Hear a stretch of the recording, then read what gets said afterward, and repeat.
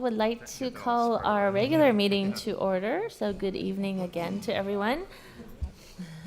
Thank you for being here. We will start our Board of Directors meeting for September with roll call, please. Yes, Chair Abikoga. Here. Vice Chair Miller. Here. Director Montano. Director Elahi.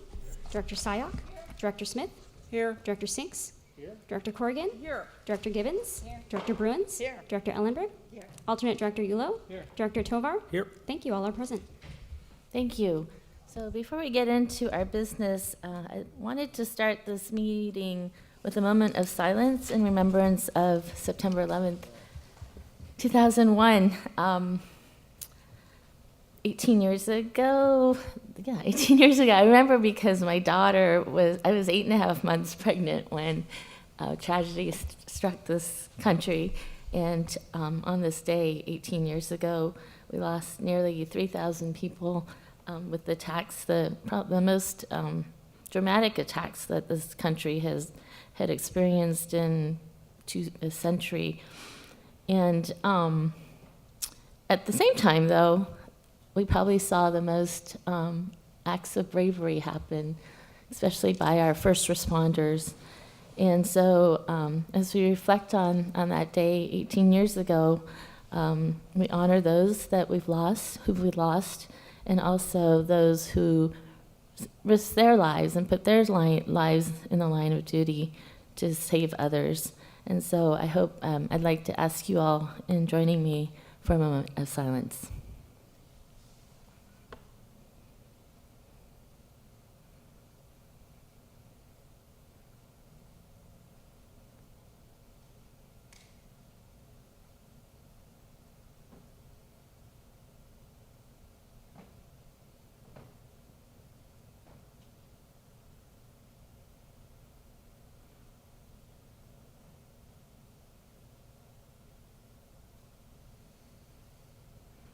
Thank you. We'll now get into business, starting off with public comment on matters not listed on the agenda. The public may provide comments on any item not on the agenda. Speakers are limited to 3 minutes each. Is there any member of the public wishing to speak on a non-agendized item? If not, thank you. We'll move on to the consent calendar. Is there any item on the consent that any board members would like to pull? Any members of the public wishing to pull an item?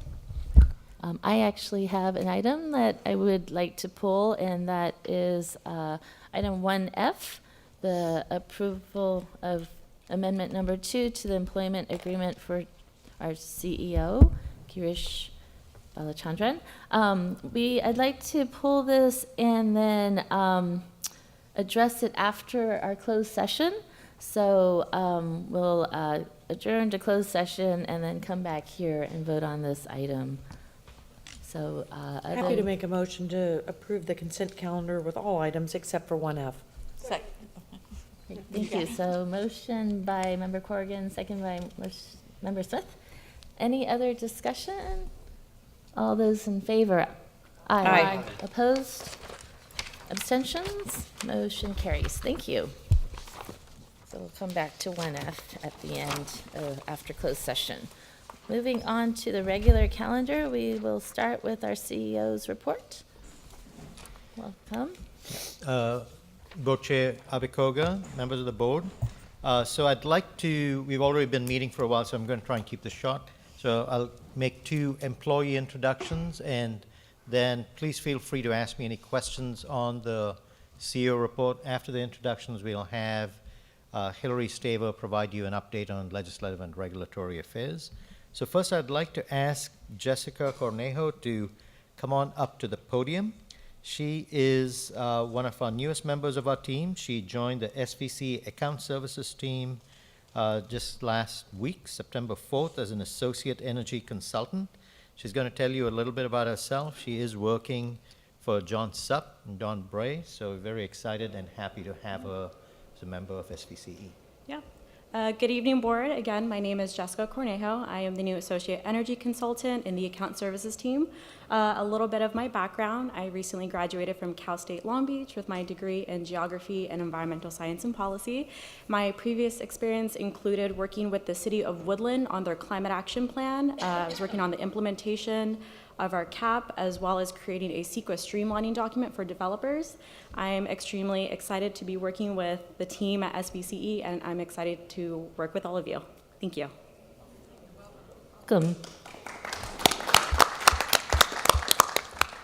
Next up, we have Lauren Goldfarb, who is a latest climate fellow. And come on up, Lauren. And one of the projects that she's going to work on is something very near and dear to this board's heart, which is Bike to the Future. Lauren? Hello and good evening. My name is Lauren Goldfarb, and I am so very excited to be a part of this organization. My background, I went to University of Colorado Boulder and studied environmental studies. I'm a recent graduate.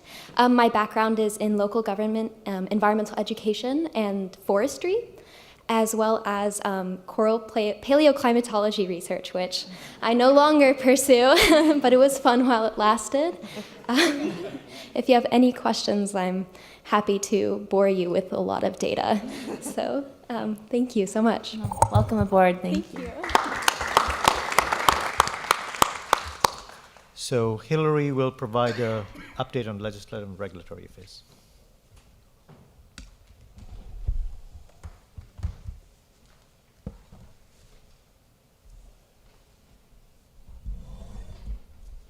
Good evening, directors. A couple things that I want to bring to your attention tonight, many of them directly relevant to the things we just discussed in the workshop. First of all, resource adequacy and reliability. We have talked about this nearly every board meeting this year, and just this month, a couple weeks ago, there's been a very important development on that, which is that if you recall, basically, we're in the process of setting up a statewide central buyer for resource adequacy. And that process, basically, the current phase started in January when the CPUC put together an idea for a central buyer, which for us would have been PG&E, that would have bought all of the resource adequacy for its service territory and removed a lot of our financial incentive to build new capacity. And there was very strong stakeholder backlash against that. So the commission essentially pulled that proposal, said we're going to do more stakeholder outreach on this and try and find a different approach. And while that has been going on at the commission, CalCCA actually proactively got together with a number of stakeholders and did settlement talks, which ultimately resulted in a consensus proposal from 8 parties, including 1 IOU, and a number of organizations representing generators, that was submitted to the CPUC as basically a consensus proposal for them to take into account in their decision-making about this issue. So this is kind of the first time that we've dealt with a settlement on a major regulatory issue for us. And the way it works is ultimately the commission still needs to make a decision on this. They don't have to accept a settlement proposal, but it is a very powerful statement of stakeholder consensus on an issue that is really central to California's grid right now. And there's a reason it just came out a couple weeks ago. It's a very thorny issue. And so it's a really big achievement to have a group of stakeholders that broad coming together to make a proposal. There's no guarantee that the CPUC has to take it, but if they don't, they have to come up with an alternative proposal. And so the proposal in the settlement is one that we strongly support. Basically, you would have a central buyer for all 3 types of RA. We would have the opportunity to show any resources that we want to show. And in return, we would get a cost obligation for whatever portion of our RA needs are still not met.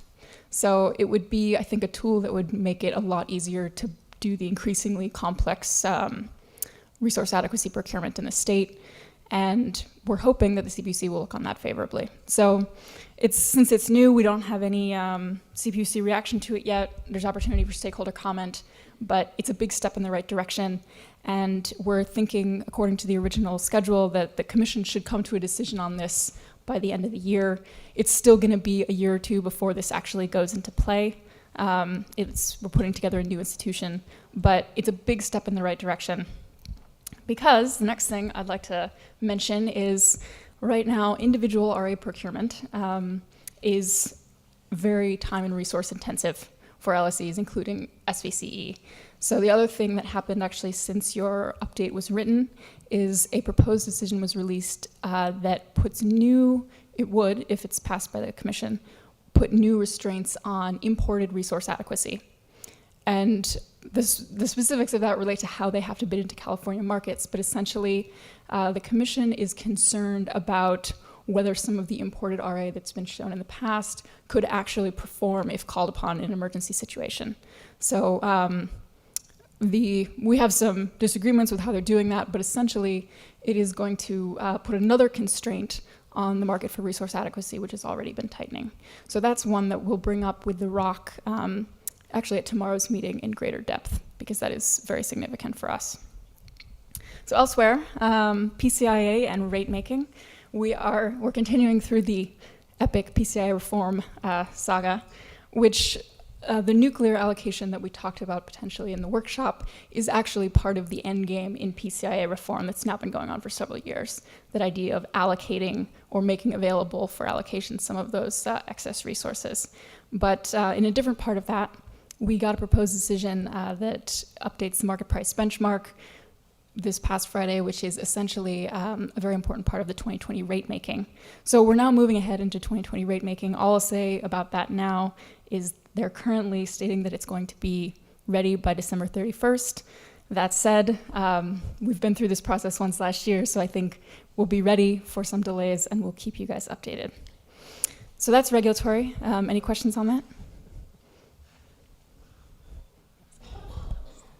Just a quick one. Does any of what you just said have to do with what we were discussing a few meetings ago on PCA2 and buying it out of state and its reliability? PC2. PCC, thank you. That would not directly relate to the PCC2 conversation. I think if I'm recalling that correctly, that was more about the power content label and how the emissions intensity of our portfolio is reported on the power content label. Is that what you had in mind? Partially. I'll ask you separately, but I think we need to follow up on that. At least Okay. I do. Thank you. Yep. Other questions? No? All right, well, very briefly on legislative then. We are almost done. This is the last week. We end on Friday the 13th. The 72-hour rule has kicked in, so there will be no further amendments to anything. And this is the first year, at least since we've been launched, that it does not look like we're going to have a major end of the season fight. So I think there are a combination of things that went into that. We had some really incredible outreach earlier in the session, such that the legislation on central buyer was shelved until next year. We fully expect that to come back full force, but for now, that's no longer there. And I think we're going to be looking ahead next to what we're expecting next session. I think a lot of the reason why it's quiet now is because some of the big issues have been tabled for January. And so we'll be looking this fall, also working with the Legislative Ad Hoc Committee to do some updating of our legislative platform, do some outreach and debriefing with our legislators, and basically get ready for another big session next year, especially because the resource adequacy central buyer will likely need enabling legislation if the settlement is accepted. So I think we can expect next session to be very important from an energy landscape perspective. But for now, thank you everyone for all your outreach this year. It feels very odd not to be in full combat mode in the second week of September. So, any questions on that? Questions? Well, thank you, Hillary, for all of your hard work and being in the trenches. You Thank don't you. look any worse I'm for sorry, wear. did you have a question or comment? I have a question. So one of the differences is that did having a lobbyist help us, I guess is the question. Absolutely. That makes a huge difference. It makes a difference in the information that we get, sort of the timing. things change very fast in Sacramento. So it makes a difference in the information we get, and even more importantly, it makes a difference in how comprehensively we can be represented on the ground. That was absolutely a huge factor, both for us independently and in their ability to work with the other CCA lobbyists for joint efforts. I think that's it. Thank you. Thank you. I'm done with the report. Okay. Any questions from the board? Any members of the? I'm sorry. Was there a question? Nope. Okay. Any members of the public wishing to speak on the CEO's report? If not, thank you. We will move on to item 3, the Finance and Administration Committee membership topic. And again, I'll ask our CEO to start us off. Oh, yeah, sorry. We had board member Nunez. He's basically been replaced by board member Montano, our newest Oh, board yes, member. I'm sorry. from- Welcome, Member Montano. Happy to have you here. Yes, and the What's that? Finance Yes, Committee. This is exciting. Sorry. The Finance Committee had 6 members, and with Board Member Nunez's absence, it's now to 5, so the board has a choice in front of it.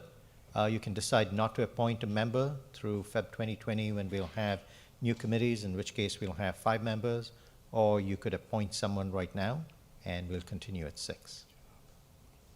And we have our board chair here, Board Member Miller. We do have a couple of big items that the Finance Committee is going to be dealing with in the next several months. Great. So why don't I open it up? Would anyone like to join the Finance Committee? And we'll see if there's any volunteers. Let me make a comment first. Sure. You're The- yes, The disadvantage to 6 was that it's it an meant, even number. well, even number never bothered us because we just arm wrestle more to get consensus. But it was getting a quorum, right? This agency, like a few other ones, they're just a lot of meetings. By the time you do the board meetings and the workshops and the Risk Oversight Committee and the Legislative Committee and the Executive Committee and the Finance Committee, did I leave anybody out? Each one of these is like, they're like 2-hour meetings. And so the problem with 6 was getting a quorum. So the advantage to 5 is that we can have a quorum with only 3. And so given the choice, I have a slight preference. But if we really feel like we want to have 6 people on that committee, then I certainly won't. And you're willing to show up. And you commit to show up. Yeah. I have no problem with 6. So I didn't want to just jump to the question of who wants to be on it. Sure. I think it is a big commitment, and I think 5 could be slightly more efficient, but I don't want to negate anything in the process. And I just wanted to see if anyone had a burning desire to join the committee, and this would only be until February, and next year we will reconstitute all of the committees, correct? Yes, that's when, yeah.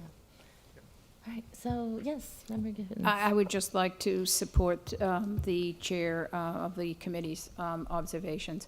We have had significant problem with a quorum. So I would encourage the board to reduce the number to 5. I would make that a motion. Could I open it up to public comment first? Any members of the public wishing to speak on this item? If not, we'll bring it back in. Yes, if you'd like to make a motion. I would make a motion that the board transition the Finance and Administrative Committee to a 5-member board. So a motion by Member Gibbons, second by Member Yulo. Any other discussion? Quick Yes. question, transfer it to 5 in perpetuity or until February? We could decide that in February. Perfect. Anyone else? If not, all those in favor? Aye. Opposed, abstentions, motion carries unanimously. Thank you. We'll go on to, yes, you're welcome. Moving on to item 4, our adoption of fiscal year 2019-20 operating budget and a resolution amending the positions chart, job classifications, and salary schedule. And we have presenting this evening Director of Finance and Administration, Don Eckert. Thank you. Good evening, Board Directors, and thank you, Madam Chair. So tonight is an action item. We're looking for, at the end of this presentation, a vote to adopt our fiscal year 2019-20 operating budget. So we're at the end of the road. We started off in June with the strategic plan. In case you got lost, you are here. And we went through the review with the Finance Committee. We then reviewed the proposed budget with this board, and we have some feedback we'll deal with in this presentation as well. Then we also reviewed the proposed budget with the member agency working group, made our revisions with the recommended budget, reviewed that again with the Finance Committee last week, and here we are today with one last review with the board before a vote. So I'll just keep this at a high level, changes from the recommended budget to the proposed budget that was presented last month, and very little change. On the power supply side, we increased that by $700,000. All that really comprises is any open positions we had. We marked to market them to current market prices as of last week, so minor change in power supply. On operating expenses, we also increased that about $280,000 from the proposed budget. Some of that is just truing up based on actual numbers, such as the contracts that were on consent calendar tonight, as well as one last request from the departments. I lowered our non-operating income by about $500,000. Part of that is based on the actual expenses we'll incur with the line of credit, but most of that is just to give us a little more cushion in the budget in case we do see a sharp decline in interest rates. No changes in debt service, transfers to the programs fund, or other expenses. So our new recommended budget bottom line number is $50.6 million. And just to give you the summary of the budget, some numbers to keep in mind as you talk to your constituents. Our energy revenues, $318.2 million. That's based on 267,000 customer accounts, 3.9 million megawatt hour sales, and maintaining the 4% discount in rates to PG&E. Our power supply at $245.3 million is well hedged, 91% hedged for this coming fiscal year, and we did include around 3% contingency in that power supply budget. That leaves us with a contribution margin of $72.9 million. That pays for operating expenses such as salaries, professional services, covers CapEx as well as debt service. At the end of the day, our budget surplus, as we just covered, was $50.6 million. We'll inject that into reserves, and we should end this fiscal year right at or a little bit higher than our reserve target, about $150 million. And just to remind the board of our reserves target and the range that we're looking at, the middle bar there would be the fiscal year 2019-20, and you can see the blue range would be our target, and that blue range is right around 50% of our following year's operating expenses. That equates to about, in that range, 160 to 200 days of expense coverage, meaning if no cash came in, we're covered for about 200 days. So we should end this fiscal year right around our reserve target. Again, as we go through the process of obtaining a credit rating, certainly the rating agency that sees a board that supports a budget that will achieve these targets will be favorably looked upon. One last review on personnel. We're funding 27 full-time equivalent positions plus 5 temporary positions. We added a rates manager as well as an analyst in the programs area. The salary tables you'll see in the resolution have been adjusted 4% based on CPI index. We added 3 new positions for broadbanding, a senior communications specialist, a senior communications outreach specialist, and a senior rates analyst. However, we didn't fund those in the budget. The communications senior positions provides upward mobility in Pam's area for the personnel that she has. And then a senior rates analyst was added as we post the position. Maybe we find somebody that's more suited at the senior level rather than manager. That gives us some flexibility there. And the next 4 slides will follow up on comments and questions when we presented the proposed budget from the board. So first question was regarding human resources, and are we adequately funding that, and should we be considering moving that function in-house completely? Great question. And just give you a little history for some of the newer board members. When the agency was first started, we were a bare bones approach as the focus was all on operations and launching. So we had a very bare bones approach to human resource services as well as benefits, and we had not done a compensation study. Last summer, we went a long ways toward fixing the competitiveness of our agency with benefits as well as conducting a compensation study, but we did not do a lot in human resources services. And so what this budget tonight that you would be voting on really is a 4-fold increase in those type of services funding. So we'll be looking to bring on board an actual human resource generalist at a contract level that would be available to us throughout the week and could be in person at least once a week or more if necessary. So I think that's going to be a big improvement, having that on-site presence at the agency. We also have a benefits broker we'll be funding in this budget and ready to bring them on board in October. That will not only help the agency with its insurance costs, but also help the employees in picking out the right insurance for them and answering questions. We'll be launching a new payroll system very soon.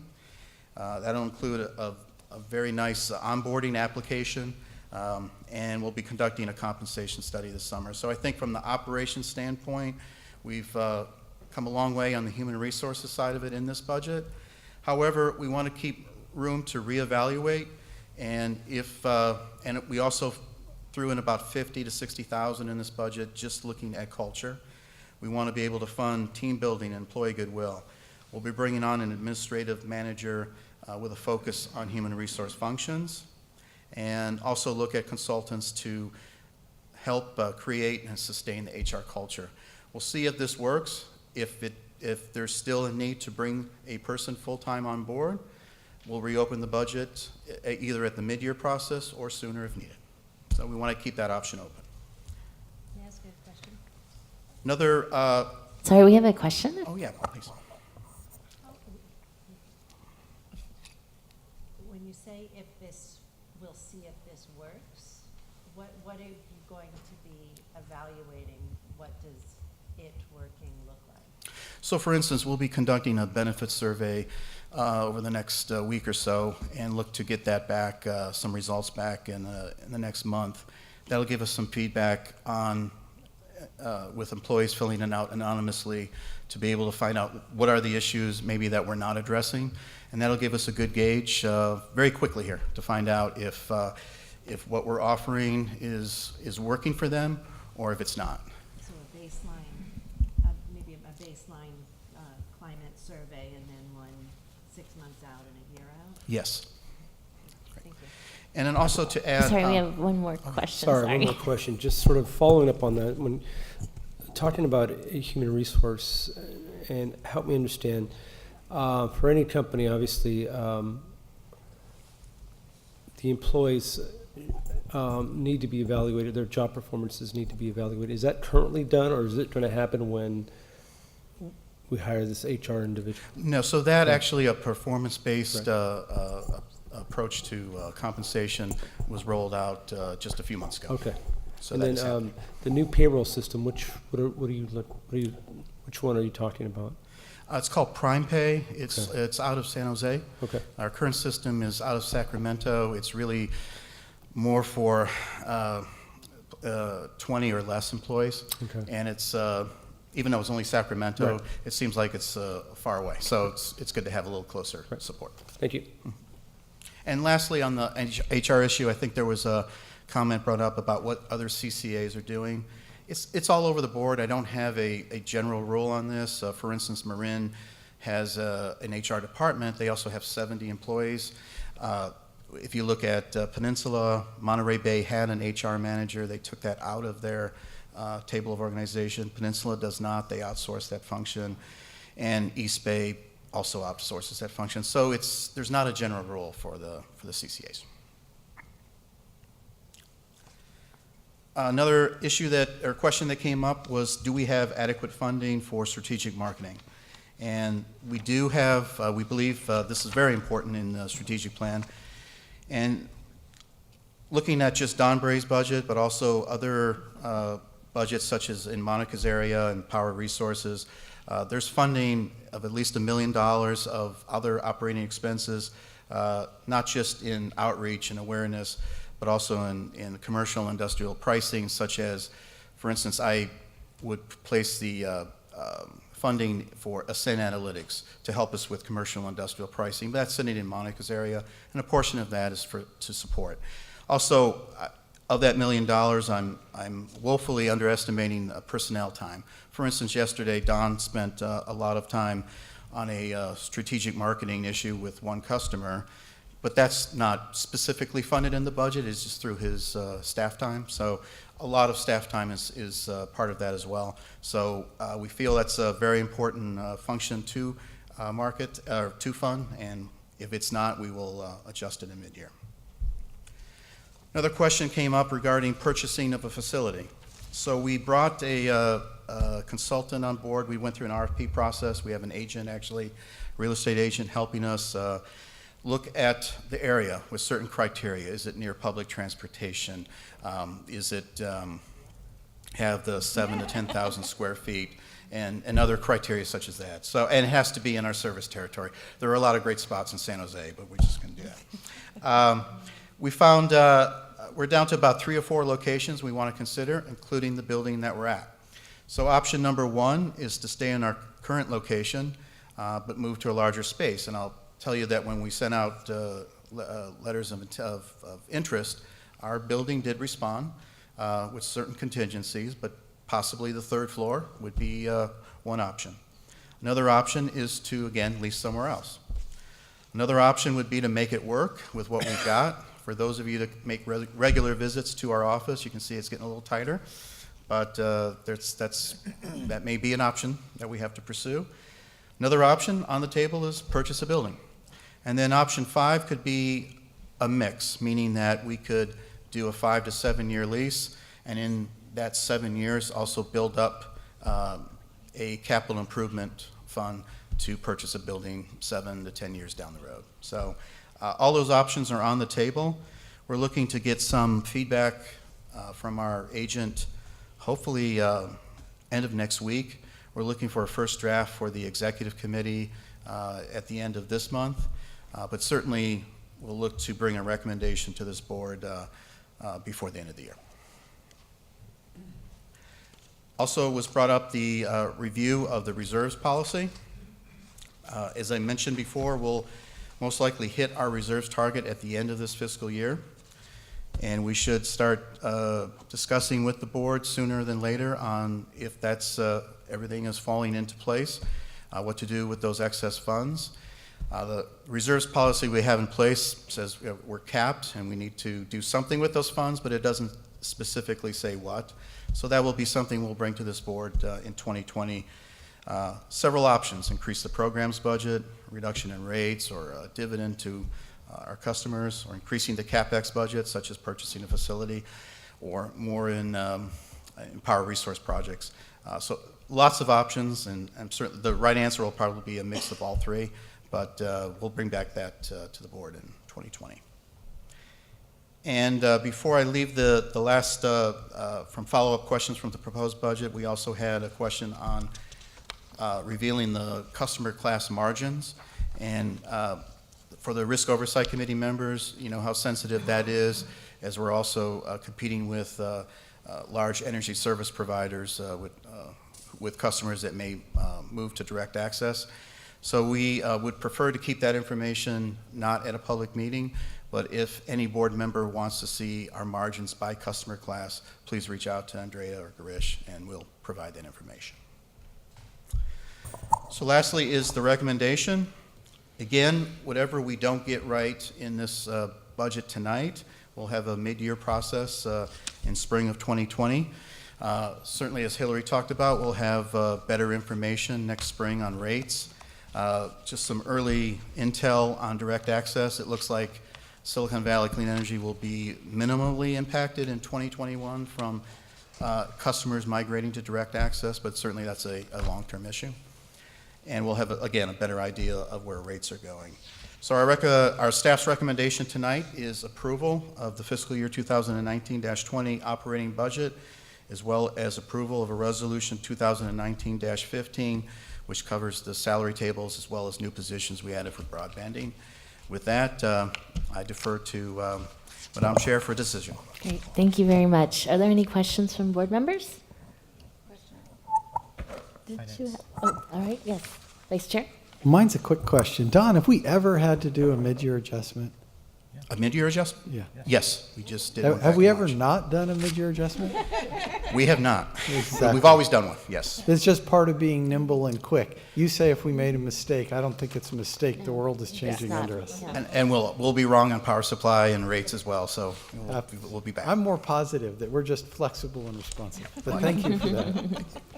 Great. Any other questions from board members? No? Oh, I think you did pretty well there. I'm going to open it up to public comment. Any members of the public wishing to speak on this item? No? If not, we'll bring it back to the board for discussion, and I will entertain a motion. I'll make a motion to approve. Thank you. I'll second. So motion by Member Tovar, second by Member Bruins. Other discussion I have. I'd just like to make a Member comment. Corrigan and- So would I. Oh, good. So- I'll keep mine very brief because I'm not even sure how to articulate it, but I do want to find a way to thank staff, Don and Garish and all staff for being so nimble and for getting this put together so quickly. The feedback from this board was a month ago, and to have already incorporated our feedback and accommodated or accomplished the path forward to finding HR if necessary, HR support if necessary. I very much appreciate it, and want to thank you over and over for the great work you do getting these reports done and so clean and easy to understand. Thank you. Thank you, Member Sinks. I really appreciate the fact that we are now on target to meet our reserves. Yes. We are in a very uncertain world through the next few years. As we go through transformation, maybe in what PG&E does. At a very most fundamental level, we are trying to push toward a world where we no longer consume fossil fuels, including natural gas. That's going to have a big impact on what we're doing. So I appreciate the budget. I appreciate staff's work in accommodating. I completely agree with the remarks made here. I would say with regard to real estate that Cupertino is just a great location. The Seagate building sold. You might have noticed this week. It's maybe a little big until we take over the entire. Don't you have an old distribution mall system. that's for sale or something? Now but getting anything done there is a harder thing. But he has no transportation. Yeah, that's what I was going to say. It's it's the one. Yeah, or how? Yeah. Yeah. Thank you. Right, Member Smith. You're right. Where is my transit? Be happy to get some. Well, we all know that Sunnyvale is the best choice.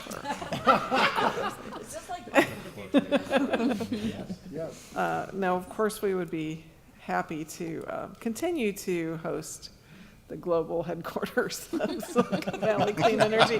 Even though it's a local agency, we can still call it the global headquarters. Yeah.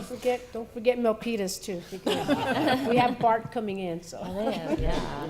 They're really transit.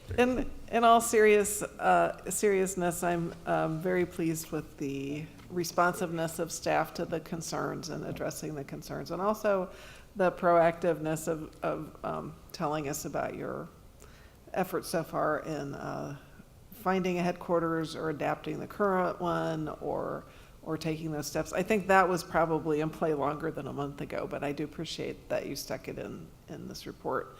And also, I do appreciate that you address the concerns so adroitly, so much appreciated. Thank you. Member Elahi? And we'll go this way. Yeah, thank you very much. And what I really appreciate is all the comments we made. You guys took them down, and you spent the time and trouble to address those. And I appreciate Dawn and Monica coming back to me on a question I had asked last time and specifically addressing that. So thank you very much for doing that.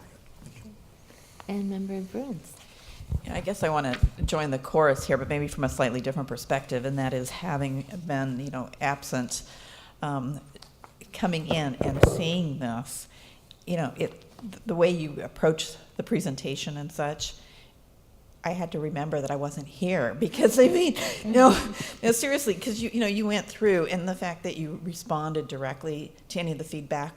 I did not watch it live. I did not watch the tape. Okay, but the fact that you hit on all the things that was brought up, for someone who's absent, you actually just brought them up to speed instantly. So thank you for all the hard work, because I know, Dawn, you're putting a lot of this together and all, but there's a whole team behind you guys. But I do really appreciate the work, because I think the budget is usually a tough item on anybody's agenda, as all of us as council members probably say.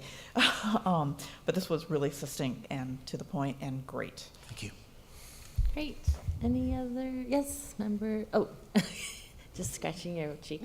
Yes, Member Miller, or Vice Chair. Sure. So the process for this heavily involved the Finance Committee. So I want to thank the members of the Finance Committee who were able to show up on a very regular basis and work through a lot of the issues. There was a lot that went into this. I want to thank staff. There were a lot of questions that got raised by Finance Committee over the whole course of this that had to be reflected in the budget.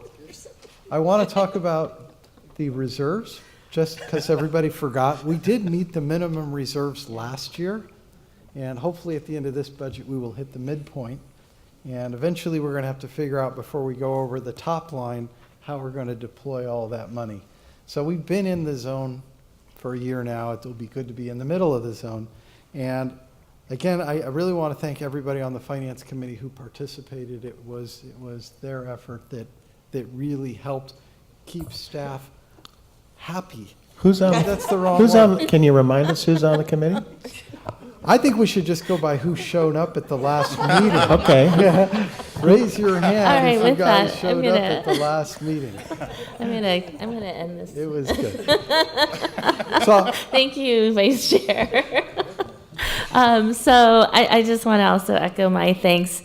Putting a budget of over $300 million is not an easy feat, and the fact that it's moving so quickly this evening is due to a lot of hard work behind the scenes by you, Dawn, and Girish, and the entire staff. So thank you very much for your hard work on that. So with that, I'm going to call the question. All those in favor?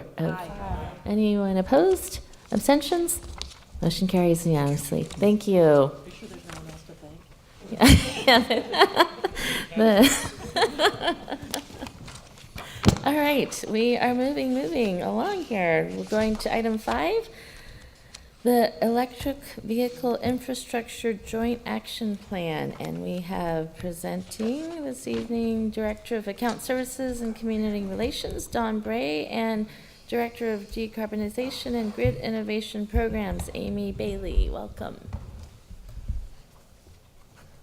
I think it's just me. Oh. Although there's. Man, this is a rough job. If it's only Dawn, who are we going to start thanking? All right, thank you, Chair, and good evening, directors. So our task tonight is to review and approve the EV Infrastructure Joint Action Plan. As you know, we've been working hard on this over the last 5 months or so. We've been working with the assistance of the e-mobility group, and I'd like to introduce Richard Shorsky and Sam Irvine. They've both been indispensable in this effort. I'd also like to recognize Justin Zagunis, who many of you know. He's a staff analyst on Amy's team, He was a huge part of this, but he's on vacation this week. He'd love to be here, but apparently Hawaii has certain qualities. So,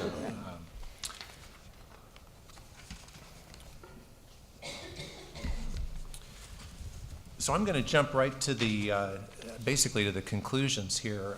We are recommending 6 programs that we'll take forward over the next couple of years. The first 2 are really ecosystem type of programs. They're more about putting functions in place. One of these is establishing what we're calling the Silicon Valley Transportation Electrification Coalition, or SVTEC. And the second is closely associated, and it's a regional recognition program.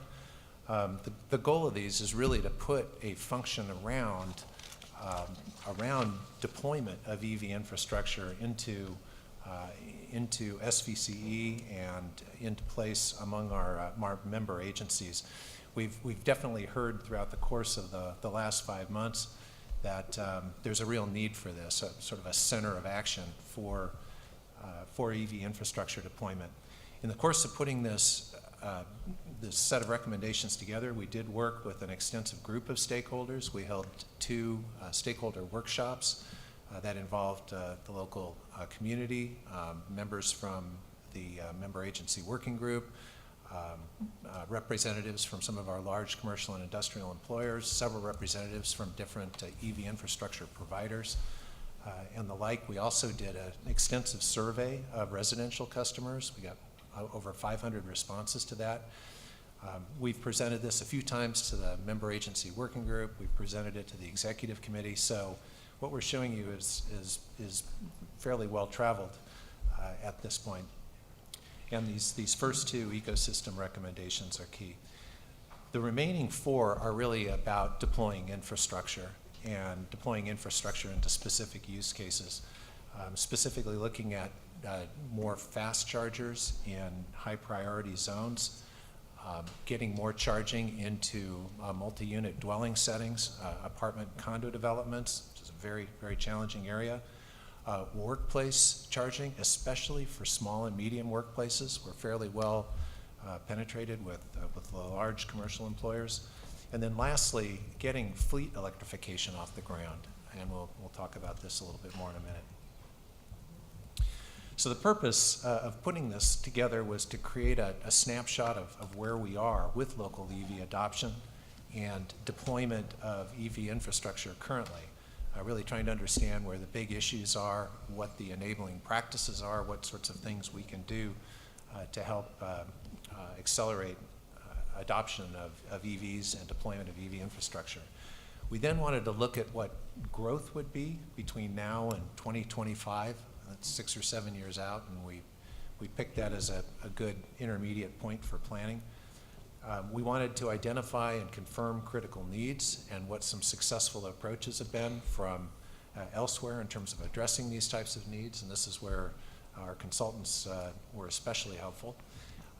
And in the process, we really wanted to, by putting this group together for our stakeholder functions and such, start to build steam around getting resources from external funding sources. And this really took off, as you know, and we were able to land a big grant in the course of doing this work. So a few quick facts and figures about what's going on in our territory. These numbers are as of late last year, so they may be a little higher now, but EV adoption at about 4% or so of the overall fleet. And we're seeing sales rates on the order of 15 to 20% in many of our communities. But of course, it takes a while to actually add to the existing fleet, which is about 700,000 vehicles in total. We're assuming growth of about 7x between now and 2025. So that means we'd be up to a couple 100,000 electric vehicles by 2025. We have to think about that multiple in terms of EV infrastructure as well. We need to be able to serve that very significant growth in EV adoption.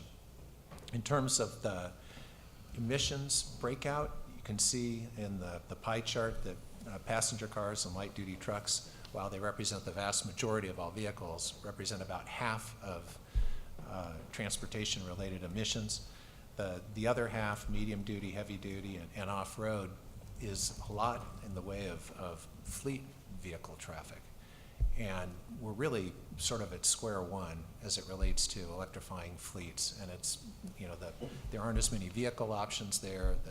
The infrastructure is more complex, but it's going to be a really important area for us to start to tackle. And we have a program focused on that. In terms of the various charging use cases, starting at the bottom on the left, single family and MUD are basically residential or home charging use cases. Then we have our workplace use cases, and the big, large employer use case looks a little different than small and medium. Small and medium is often in a tenant type of environment or mixed use type of environment. Fleets, as I just mentioned, and then destination retail. You've probably seen chargers at your Whole Foods or Best Buy or whatnot. That's what that is. And then corridor charging is typically level 3 charging and is heavily in demand now, as you know. It's where you charge if you're on a trip. It's where a lot of Uber and Lyft drivers are charging now, and there are often lines at these certain times of the day. The middle column here, difficulty of deployment, this is really important. We don't have a big challenge right now with single-family residential charging. A lot of people with single-family residences just plug in their garage. But at MUD, deploying charging is very, very difficult and something we really need to focus on. So high degree of difficulty. And you can read up the chart. The arrows that you see on the left are the areas that we're really focusing on for our proposed SVCE programs, mainly because they are difficult and they aren't as readily served. One statistic I'll share is that 91% of registered EV owners are single-family homeowners or live in a single-family setting. So we have to figure out how to broaden the reach of EV charging into the multifamily community. That's where 40% of our customers are, to really help enable accelerated EV adoption. In terms of what we can do, these are all things that can help in this equation, and you can read these on the list. But the 2 or 3 that really rose to the top in our discussions with stakeholders were regional coordination, funding support and incentives, and education and outreach. And all 3 of these are what we're addressing in those 2 ecosystem programs I mentioned.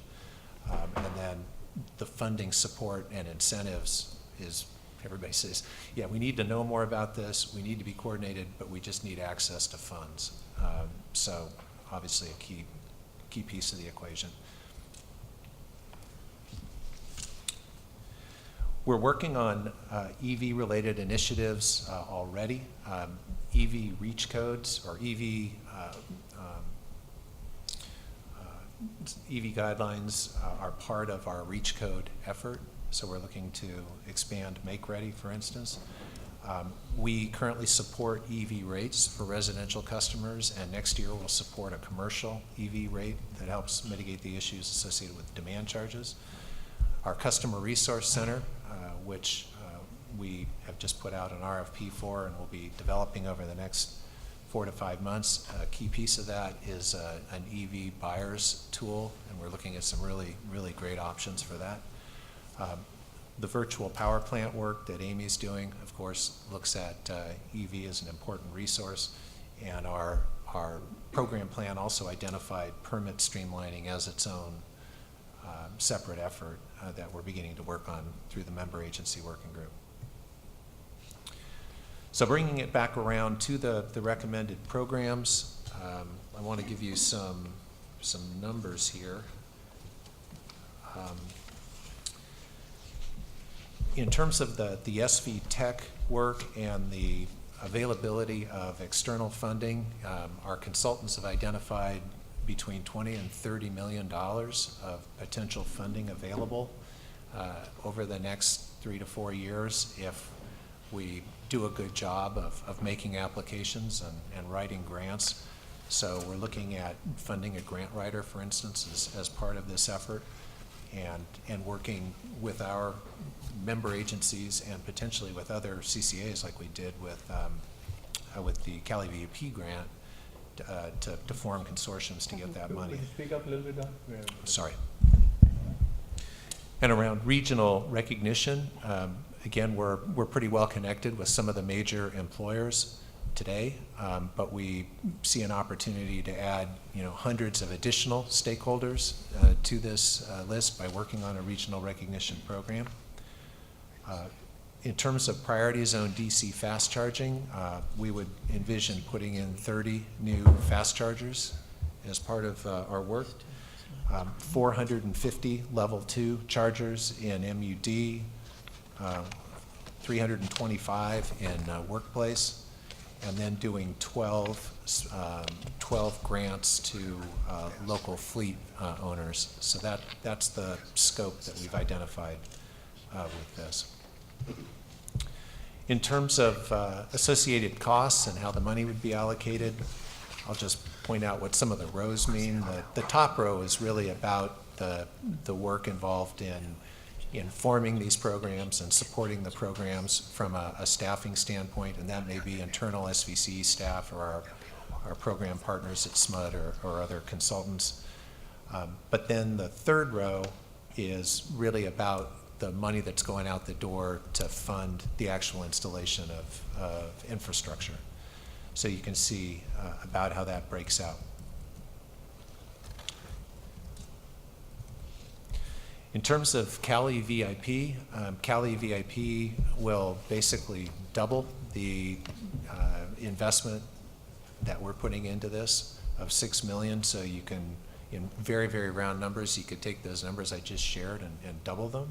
We think that will be the order of magnitude impact of what we're recommending here programmatically when we include Cali VIP funding.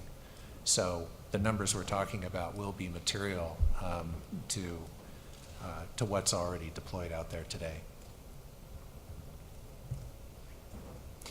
So in terms of next steps, we would see focusing initially through the remainder of this year on forming the SV Transportation Electrification Clearinghouse, standing up the regional recognition program, and beginning work on the priority zone DC fast charging program. And that would really be around identifying where we believe these priority zones will be and putting together the RFP to get third parties engaged in proposing on deployment at those sites.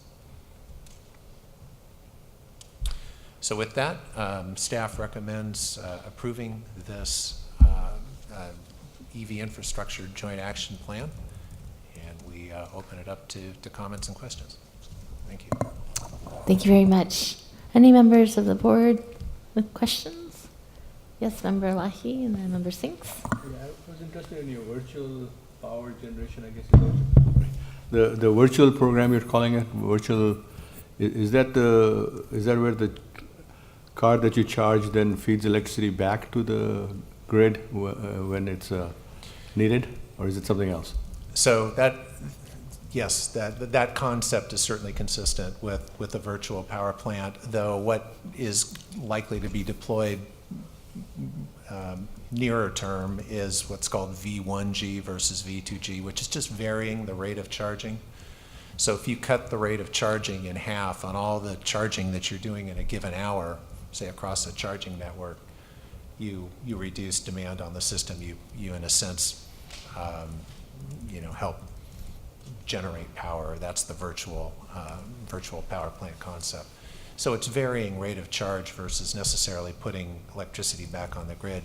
Down the road, that V2G, or actually taking electricity out of a battery and putting it on the grid, may become part of a program like that. There's been no serious movement on that? It's just something out in the future? Or, because I mean, you're talking about hundreds of thousands of vehicles charged up. It sounds like that would be a good source of power. but There's- nobody's doing any work on that yet, or? There are tremendous opportunities around that, but there are lots of issues in terms of whether the auto manufacturers want to support, broadly speaking, that None of use the case. cars do it today. Right. It's one of these things that's technically feasible, but there are a lot of kind of operational and probably warranty-related issues and so forth at the present time. Okay. Okay, other questions? Yes, Member Yule. Don, thanks for the great report, and thanks for spending so much time on this important issue. These emissions from cars are about 50% of our emissions, so this is an important point of focus. I had a question that hadn't occurred to me before, which is, we have as an area of focus corridor, looking at the corridor issue, but I didn't see which of our programs would address that. So can you tell me a little bit about that? So we're imagining that the DC fast charging, priority zone DC fast charging would really, in effect, combine corridor and proximity to MUD or Okay. particularly, Double dipping, high sort of. density, Okay. yes, high density Thanks. portions of a city. Thanks. Other questions? No? If not, I will open this up for public comment. Any members of the public wishing to speak? No? Yes, silence. If not, we will, yes, we are, yeah, our two other members are not here. So if not, I guess we'll bring it back to the board. And I had Member Singson, Member Corey. Yeah, I had a Comments? comment. So, and a question, but I thought I'd try to hit it all in one go. So I'm, as you know, I've been interested in making sure that the programs we're doing, particularly in this area, are complementary to CARB's and the Air District's programs. Can you comment on what you've done to try to achieve that goal, to make sure we're not duplicating programs or incentives, to making sure that, we're all working together, but not stepping on each other's toes? So one of the big functions of the SV Tech is really to help educate and involve our stakeholders in all available funding opportunities. So we really see this as a key way to leverage opportunities even better than they're being leveraged today. A lot of which means what exactly? It means Well, we'd get more chargers, Right. or It means taking advantage of available opportunities, say from a back mid that perhaps stakeholders aren't aware of today. And that's something that we heard a lot in our travels, was that it's really difficult to stay abreast of what all these opportunities are, and to understand the nuances associated with them. So, yeah, we do not want to duplicate or, in a sense, compete with other opportunities that are out there. We want to add to, and would really be making a very conscious effort to do that. We'd also want to cross-advertise. So, and we see that today on the BACMID website. They'll point to CCAs as other available, or there may be funding available at your local CCA. We would do the same thing with BACMID or other. Great. local Have sources. BACMED staff had an opportunity to review this plan? I'm not sure, to tell you the truth. Any idea on that? I recall that we had an AQMD representative at one of the workshops to provide input. So, but as far as reviewing the final plan, I'm not sure that that's. I will just tell you, over time, I've seen silos come up where people aren't talking to one another, and then it seems like we're duplicating a lot of effort. The Air District is in the middle of a series of 5 different meetings called Bay Area EV Acceleration Plan Stakeholders, right, for these stakeholders. So I attended the one at San Francisco at Lyft, and there's incredible dialogue. So, for example, Lyft has bought a whole fleet of EVs, and the reason is they know that, frankly, they're drawn from conventional transportation systems, transit systems, and they want to go green, and so they are buying EVs in fleets and then letting their drivers, I guess who will be employees soon enough, perhaps, actually run them, right, in lieu of their own cars. So I think there's a bunch of things going on. In order for that to work, right, they would need to have banks of fast chargers at, say, airports, where they tend to hang out waiting for the next fare. So I think there's a lot really to be gained with further engagement with the Air District and maybe CARB, but the Air District already has a pretty good line of communication to them. And I say that as Margaret and I both sit on the Air District board, and if you need any more help getting connected, we know how to do that. But I would just urge you to keep that connection strong, so we're being as effective as we can be. Yeah, good suggestion. And I know, in Atlanta, apparently, at the airport there, they're deploying a big bank specifically for this purpose, because they see fleets of cars that are providing those last few mile solutions. And I could imagine here at the Mountain View Caltrain station or the Sunnyvale station, we might get a lot of bang out of cars there that would be charging, awaiting a train arrival, and various other transportation hubs to cities like mine that don't really have much effective transit. And you know, we in Cupertino, we're so frustrated by any lack of real effective transit that we're now going to spend some money from general funds investing in rideshare programs. So maybe there's a way we can think about how we encourage cities like ours to invest in EV fleets rather than fleets that run on gas. Thanks. Gosh, so great comments, Rod, and very thought-provoking. And I'm not sure mine are going to be terribly relevant, but I'm going to make them anyway as an individual user. I feel like it may not fit into your program, the 6 specific programs that you've listed, but I hope we won't lose sight of doing things that continue to support the ownership of electric vehicles, including supporting the carpool extension and the use of carpool lanes throughout the state of California, and that we continue to support other state initiatives that may help incentivize people to purchase the electric vehicles to start with, and then ultimately working with our corporate partners, particularly as we're doing these micro negotiations with companies we're trying to keep from going to DA, that looking at free charging programs for their employees as an additional employment perk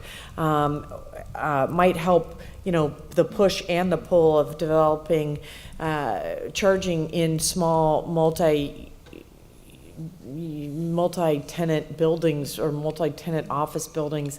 So I just kind of, I'm in complete support of everything you put out there. I just feel like as a person who owns an electric vehicle and from a town where we don't have a lot of commercial business to start with, none really, but a whole lot of electric vehicle drivers, I think we feel it is important to continue to support the ownership that the privileges that come with ownership. So I'd just like to go on record as saying those are key things for me too, whether they're handled by this program or by our own legislative arm. I'll leave it up to you guys. I wasn't going to say anything, but Courtney, just so you know, starting January 1st, VTA has implemented a new policy. If you have a sticker, you'll be paying a toll. And that was put in place with virtually no public outreach. And it was cast as a policy for which they would later make a decision. And staff made the decision the next day once the policy was approved. So, starting January 1st, you'll pay half the carpool rate in all express lanes in Santa Clara County, courtesy of VTA. Do you still serve on the VTA policy? It used to be free, and we are the first county to have implemented that strategy, though they say all of them are doing it, and somebody in LA did. So if anybody saw the grand jury report and responded that they didn't think there was anything wrong, I would strongly disagree. I second that. If I can jump in with oh, yeah, no. Wasn't the motion. I was going to suggest a belated answer to Javed's earlier question. I was reminded of it was an interesting school bus example as it relates to V2G. Yeah, appreciated the mention of the V2G opportunity because it is going to be very consequential, I think, in the next few years. As Don indicated, the light duty segment is going to be the longest to be delayed for actually putting energy back on the grid. But as we speak, CEC with CARB support has provided funding for a whole bunch of electric school buses in California, most of which will be equipped for V2G operation. And we hope if the staff chooses to go forward with the electric school bus program in response to the board decision today, that we would get out and talk to districts in the area about their plans for electric school bus operation, and specifically to and explore the links to the VPP that's going to be set up here by SVCE. So those are assets that are, as you would expect, 100% available in the summer as just storage for the grid, as well as most weekends and most off time during the school day. So they're ideally suited, and the numbers we've seen is something like $10,000 of revenue per vehicle per year of additional revenue to the school district, and of course all that battery power being available for grid services when they're not being used for transportation. So it's an exciting use case, and it should be coming down the pike within the next couple of years. Good to hear that. All right, yes, Member Eula, did you I was have just ready to move approval of the awesome EV action plan. Please do. All right, motion by Member Eula, second by Member Smith. Any other discussion?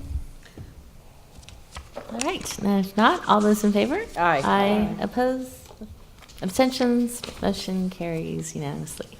Thank you very much. Thanks for your hard work on this. All right, we are moving on to committee reports, if I can find mine. So I will start off with item 6 is executive committee meeting report. We met on August 23rd and discussed customer communications, the electric vehicle infrastructure joint action plan that we just passed, and received an update on the workforce development initiative.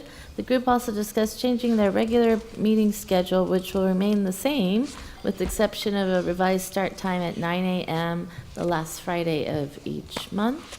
And the next committee meeting is scheduled for September 27th at 9 a.m. at the SVCE office. Any questions on the report? Any members of the public wishing to speak on this item? If not, we will move on. That was just a information item, so we'll move on to the next report from Finance and Administration. Vice Chair. So the Finance Committee met on September 3rd, and we obviously discussed the budget at great length for our 87th millionth time, so that was good. You saw that tonight. We also looked at some of the contracts that were on consent calendar tonight, and we moved forward with renewing our $35 million line of credit, also something you saw. And then we got an update on some of the details for one of the major work plans for next year, which is getting us an official credit rating. There's some other stuff, but those are the highlights. Right. It was more getting us a better credit rating. It was getting us a better credit rating than anybody else, right? Aspirationally, we would love to have the best credit rating, but realistically, all we need is investment grade rating to fulfill the needs of the organization. I will be disappointed, but I will not show it if we get the same as everybody else. But aspirationally, we would like to be better. Great. Any other questions? Any members of the public wishing to speak on this item? If not, we will move on. Thank you. To item 8, the Legislative Ad Hoc Committee report by Director Sinks. Thank you. The Leg Ad Hoc Committee met on Tuesday, August 27th, and discussed development on various bills of interest. We got an update from SVC's lobbyists on the state of the legislature. I echo the sentiment that the lobbyists have been really helpful in giving us timely information to act. And we talked about being prepared to push the panic buttons, the that's easy button, or whatever else we needed from all of you in advocacy. I'm delighted to hear that it seems like we've sailed through this session. At the start of the year, we had some hopes and aspirations that perhaps a bill would be run to be proactive on what we wanted instead of just fighting defensively for what we didn't want. I hope that CalCCA is able to reevaluate and see what we could bring forward to the legislature this next year, and as we become increasingly important and responsible players. We did have the discussion about CalISO and the issues they face, and I think they're looking for partners. And I think the timing, given where PG&E is and the other IOUs in the state, couldn't be better for us to step up and demonstrate that we are the responsible entities that can move a mountain on climate and do the right thing by our ratepayers by rewarding us with more tools that maintain our local control of energy. I also would note that our committee deserves full credit for no bad bills making their way all the way through. And so who's on the Ledge Out Hot Committee?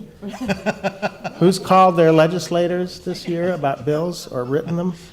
So I do know that we did get a very timely input into one Jerry Hill, among others, and I think we actually had real impact. So I heartily thank the committee, Hillary and staff for all their good work in keeping us on our mission. Thank you. Great. Thank you. Any questions for Member Sinks from the board? No? Any members of the public wishing to comment on this item? If not, that will conclude our regular calendar. Are there any board member announcements or direction on future agenda items? Yes, Member Yulo. I just wanted to let fellow board members, is it okay? Yeah.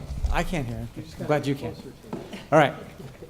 I just wanted to let you know, last week we did present the REACH code to our council with a recommendation that we consider a gas ban. And I received direction to move forward with stakeholder engagement on a natural gas ban and all new connections. So we'll see what happens next week when I have my stakeholder meeting. If I don't appear ever and again, you'll know what happened.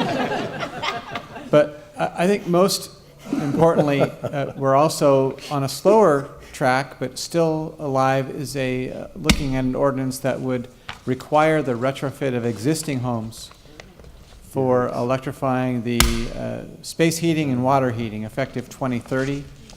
I will continue to push that forward, and I'll continue to keep you apprised of how bad we're making you all look. Thanks. Yeah, that's well done. Moving on to Member Ellenberg. Santa Clara County will get there, perchance.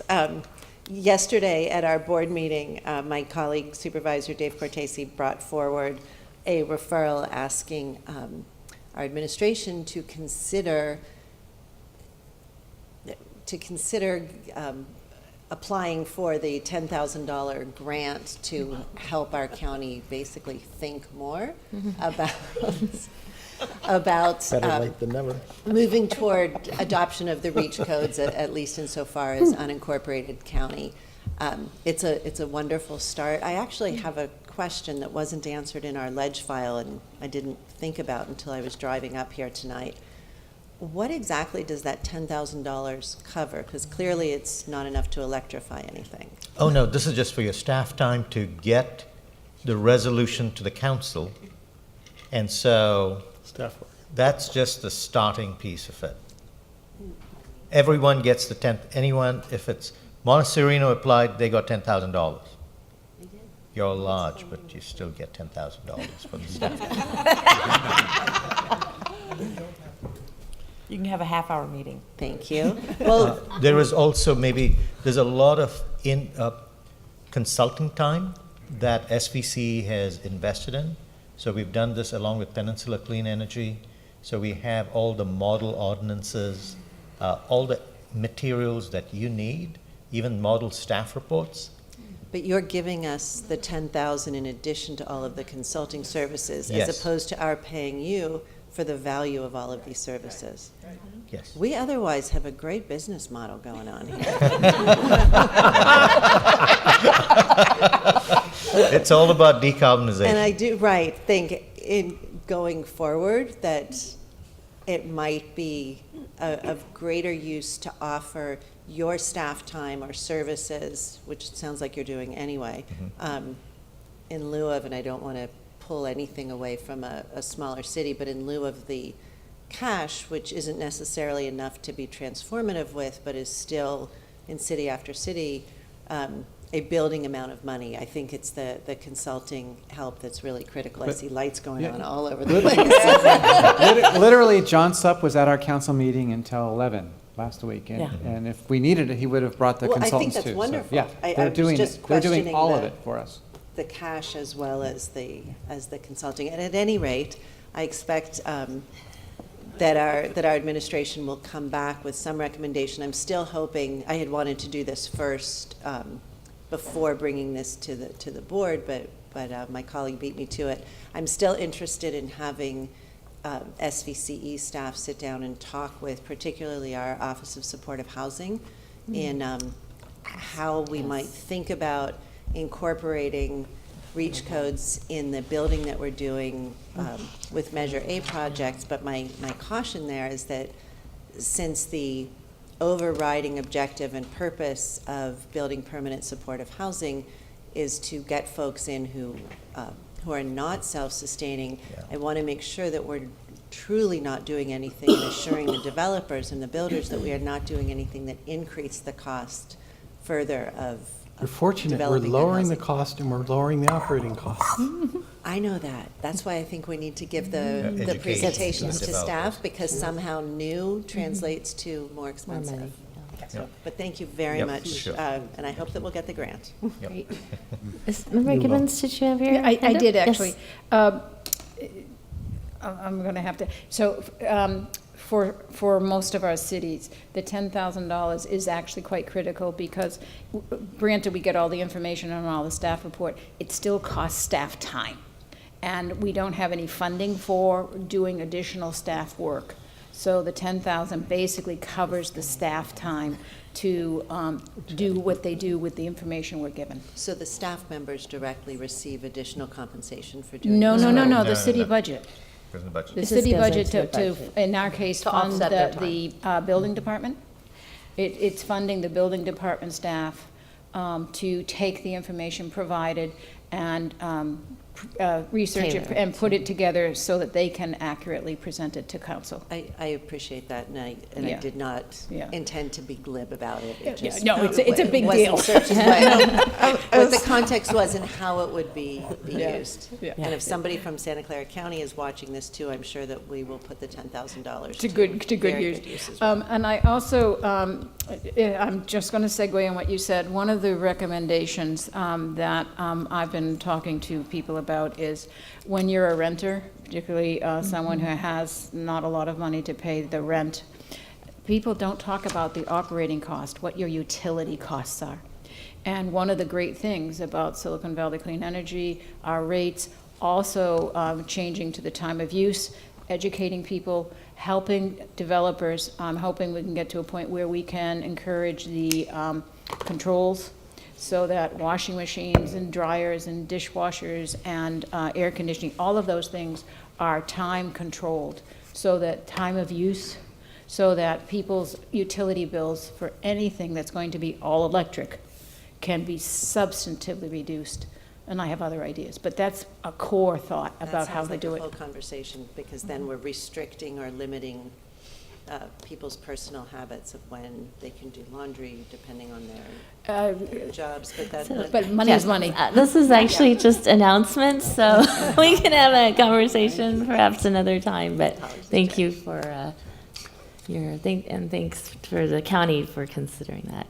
Member Bruins, did you have, all right, we're going around this way. Member Corrigan. So just by way of update, in glancing through the packet, saw that it was not noted, although it does say that LAH, Los Altos Hills, does plan to vote on our REACH codes in November. We have our presentation next Thursday night, I believe, is our city council meeting.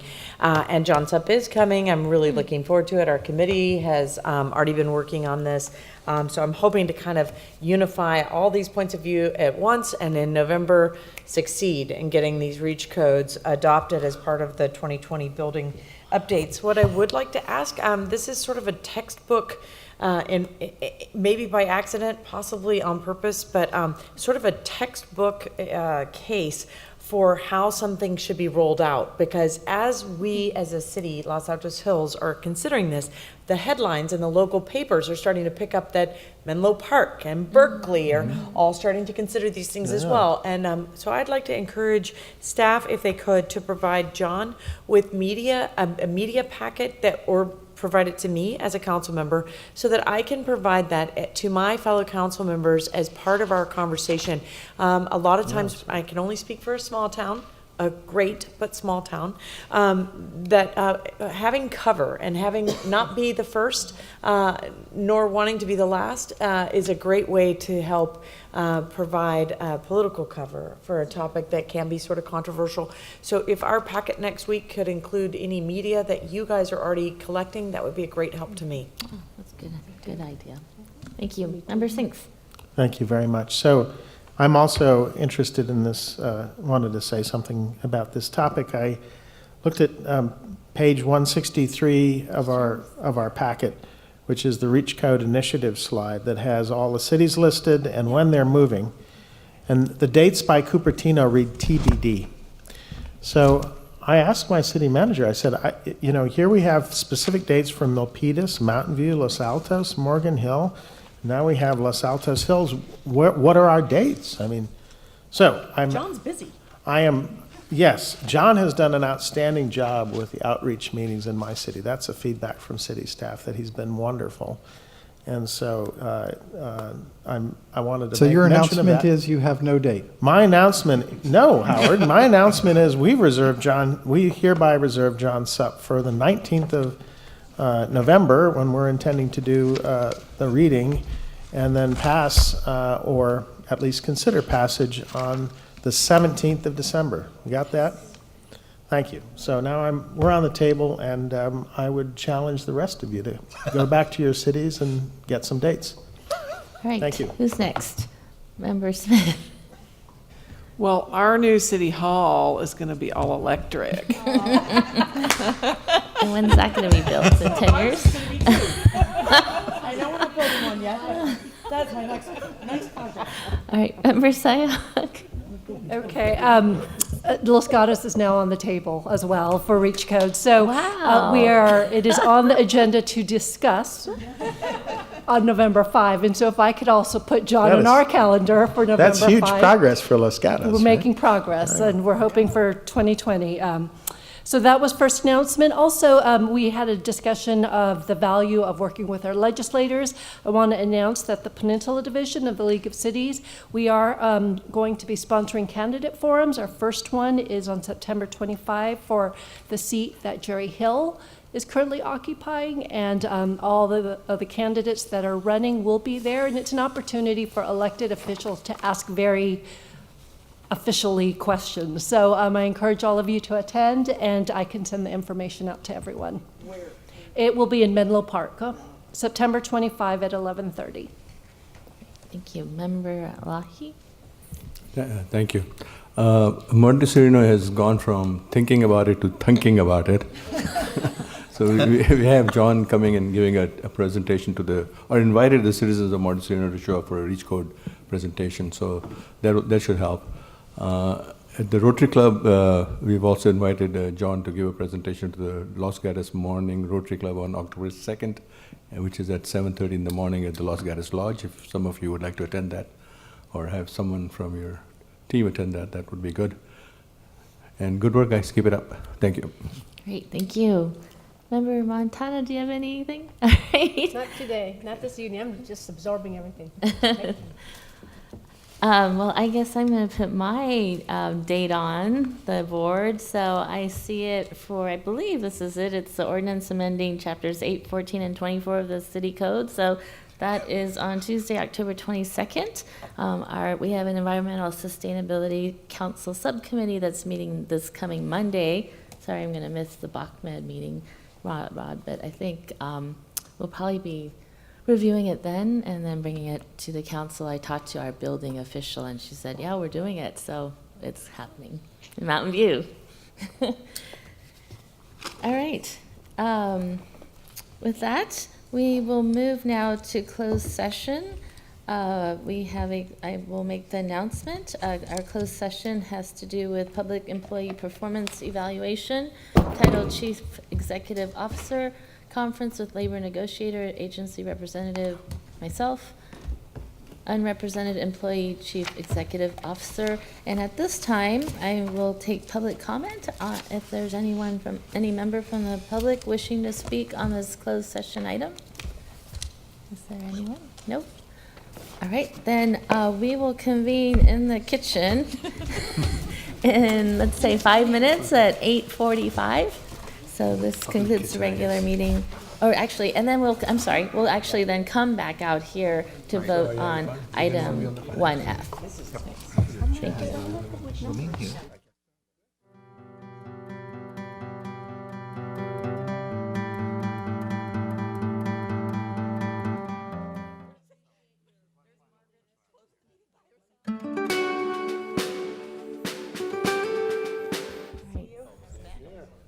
So we are going to reconvene into open session, and we have one item to take action on. It is item 1F on the consent calendar, and I'd like to ask our general counsel to make a report. Yes, under a new requirement of state law, I do need to just orally report what the financial terms are of the contract amendment for the CEO contract, and I'll just briefly outline the 4 items, which is to increase the CEO annual salary from $290,000 to $315,000 per year, make an additional contribution of $3,500 to the CEO's 457 retirement plan. This would be based consistently on the overall policy of the board to provide a 10% contribution to retirement plans for employees.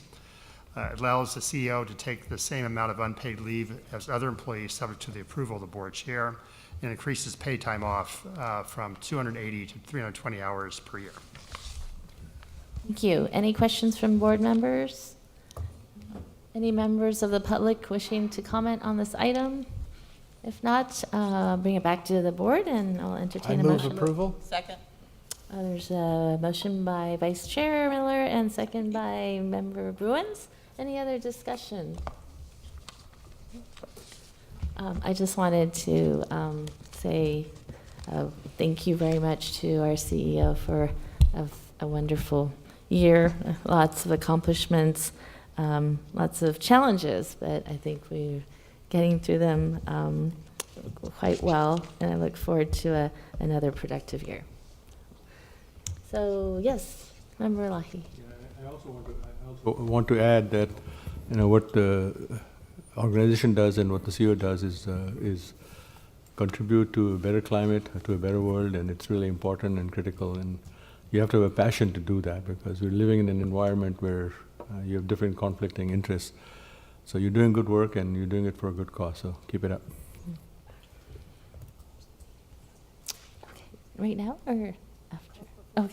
Okay, great. Anything else? If not, all those in favor? Aye. Opposed, abstention, motion carries unanimously. Thank you. And we will have the last word to Member Gibbons. So we began the meeting with a moment of silence appropriately, but I would like to offer a closing, which is that one of the ways that we can move forward to a better world is to remember what this country was on September 12th, which was a country where race, gender, political persuasions, religion, nothing mattered.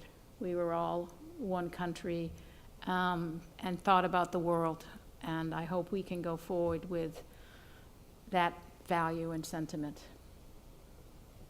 Well said. Thank you, Liz.